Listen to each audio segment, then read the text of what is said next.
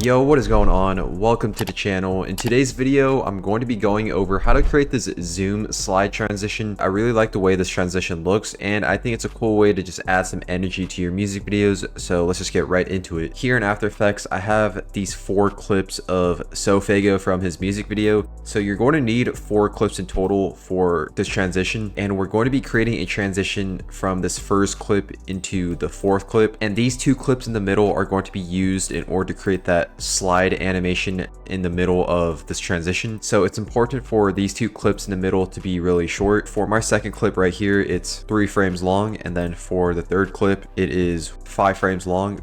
And it would be ideal for the 2 clips in the middle to be at least like 3 to 6 frames long. So if you have some B-roll footage, you could definitely just add that for the middle of this transition. And once you have all your clips ready, grab all of your layers and then pre-compose them. And now we're going to be creating a few adjustment layers in order to create this transition. Create a new adjustment layer. And before we even create this transition, we're going to first find out where the cut is for this pre-composed layer. So as you guys can see, we have a cut right here, and I'm going to go ahead and add a marker, go a few frames forward for the next cut, add another marker, and then add a final marker for the final cut. And the reason why we're adding these markers is just so that we know where to cut the adjustment layer, and it will just make it easier for us to create this transition. So we have our first cut right here. I'm going to go ahead and cut the adjustment layer to that cut, and then for this adjustment layer, we're going to add a transform. From the end of this adjustment layer, go back 7 frames, and we're going to keyframe the position, scale, as well as the rotation. Click that adjustment layer and click U to reveal the keyframes. Go forward right before that adjustment layer ends, and I'm going to really increase the scale. So we're going to create that zoom in, and then we're also going to keyframe the position in a way where it slides towards like this part of the video. So I'm going to keyframe it.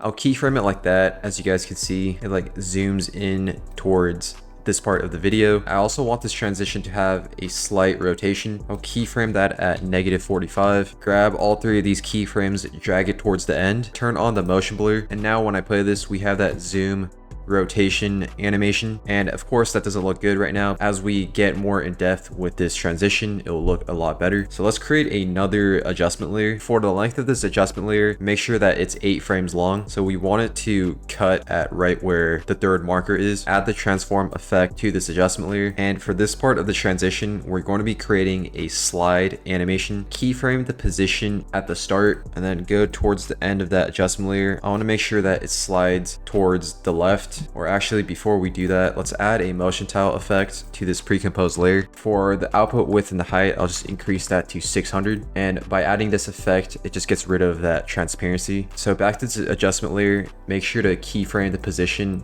in a way where it slides really fast towards the left. Grab that keyframe, bring it towards the end, turn on the motion blur. When it comes to a transition like this, it's important to overlap the keyframes. So what I'm going to do is just bring this keyframe 1 frame back, and then I'll bring these 3 keyframes 2 frames forward. And for this other keyframe right here, I'll also bring that 2 frames forward. Now when I play this, this is what we have for the transition so far. So it already looks a lot smoother because we're overlapping those keyframes. And the final part we're going to do in order to create this transition is we're going to create another adjustment layer. Just make sure to cut this adjustment layer from where the 3rd marker is. Add the transform effect. For this adjustment layer, we're going to keyframe the transform effect in a way where it has that zoom out rotation animation from the left side of this video. It's kind of similar to the first adjustment layer, but instead of zooming in, we're going to be zooming out just so that the transition feels seamless. So keyframe the position, scale, as well as the rotation. And because for this first adjustment layer, it zooms in and also has a rotation keyframe, we're going to keyframe the rotation at a +45 instead of a -45. We're also going to keyframe the scale at 500 at the start. For the position, I want to make sure that it animates from the left side of the video.